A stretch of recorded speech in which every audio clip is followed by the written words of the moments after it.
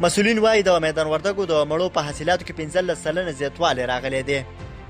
د میدان وردګو ولایت د کرنې ریاست مسؤلین وایي په دغه ولایت کې د تیر کال په پرتله د مڼو په حاصلاتو کې له 10 تر 15 سلنه زیاتوالی راغلی دی.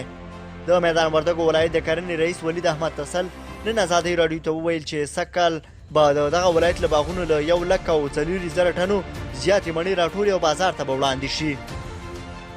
د ښاغلي تسل په خبره کو په اوسط ډول د دغه مڼو د یو من بیه 100 افغانۍ په نظر کې ونیول شي.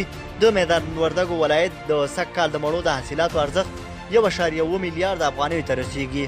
دی وایي د میدان وردګو ولایت مڼې تر ډیره د هیواد په داخل په ځانګړې توګه په کابل کې ښه بازار لري او له هیواده بهر هند او پاکستان ته هم صادریږي.